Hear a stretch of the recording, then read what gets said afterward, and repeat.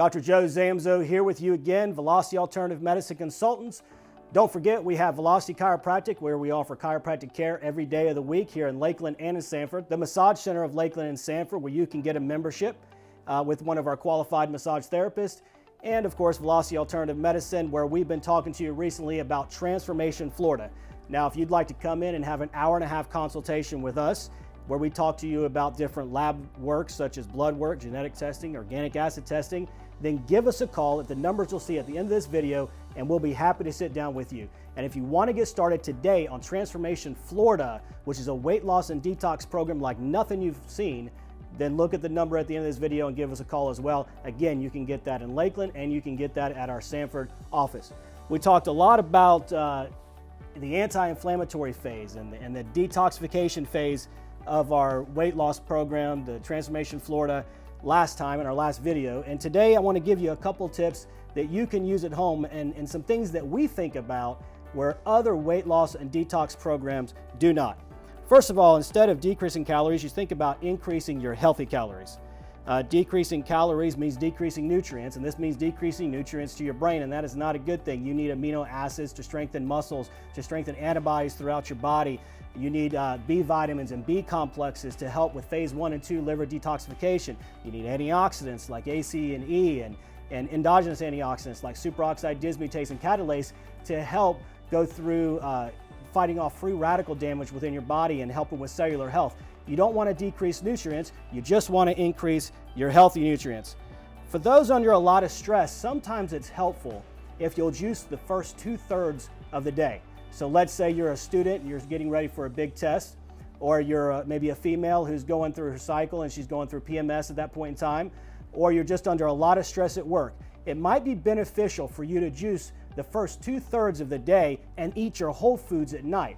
We know that when you stress yourself out, your digestive enzymes aren't working correctly, you're not breaking down foods properly, you're also increasing cortisol, which increases sugar, and if you're trying to take any kind of carbohydrates in throughout the day, they're not going to be broken down well and you can have higher sugar levels than normal. So just keep that in mind. Quick tip, first 2/3 of the day, juice, and then the third part of the end of the day, use those whole foods. You can also, as far as juicing goes, you can do things like bone broth. And again, with bone broth, you have that L-glutamine. And that L-glutamine is a very good energy amino acid for the gut and helping the membrane stability. So you'll have that as well.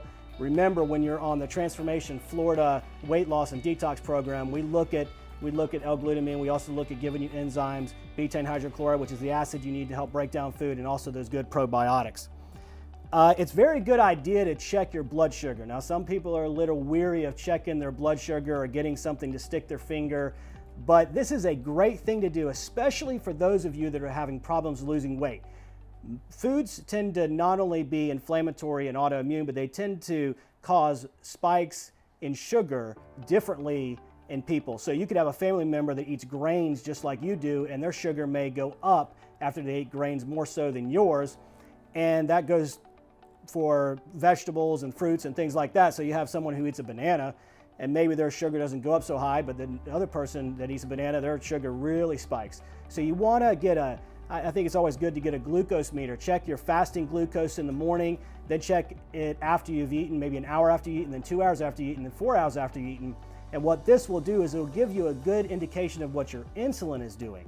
Because the one thing I want to say is that there's not some way you can check your insulin at home, but you can check your glucose levels from your house, and the way your glucose is responding to what you eat will give you a good indication of what your insulin is doing. Usually those who are insulin resistant and their cells are not responding well to insulin will have higher sugar levels. The problem with this and with people losing weight, and this is a big tip I'm going to give you right now, so write it down. When people are insulin resistant, usually they are what's called leptin resistant as well. Leptin is a chemical that is released from fat cells in our body that go to our hypothalamus and tell us we're satisfied, that we don't need to continue eating. We have something else called ghrelin, which you can think of growling, and that's what makes us feel like we do need to eat. Well, a lot of us have a lot of ghrelin and we're leptin resistant. If you can fix those sugar levels, if you can fix the insulin resistance, then a lot of times that leptin resistance is taken care of and you'll stop feeling like you're not satisfied. This is why people can eat a whole large pizza and still feel like they want to eat more. Next thing I want to talk about is that you can buy different kits. You don't have to buy a glucose kit for your house. There's a lot of different kits out there, hormone kits that you can do at home. But you don't have to worry about that. You can come in, we can do your blood work, and we tell you exactly where you stand. Eat organic lean meats and try to eat fish at least twice a week. It is really hard to find wild Alaskan salmon. Good luck. If you can truly find some, then you're going to be a lot better off. When cooking leafy green vegetables, make sure you saute them and make either in olive oil or coconut oil. And then collagen boosting foods are important. These come from animal connective tissue. There's a lot of good amino acids that come in that. Those of you that are vegetarians, this is why it's very important to take amino acids or to take branched chain amino acids, because you want to make sure that you're getting those building blocks along with the B complexes. For most of you that are vegetarians, about the only place you can get B12 in your diet is going to be through green algae. So if you're vegetarian, take green algae, you get your B12 that way. If not, come in, we'll get you on a good B complex. The other thing I would say is, make sure you know your foods that are high in histamines, know the foods that are FODMAPs. Look back at our videos. We talk about that. Check your pH of your urine in the morning and at night. This is very good for many different processes in the body, including the enzymes that break down the food in your gut.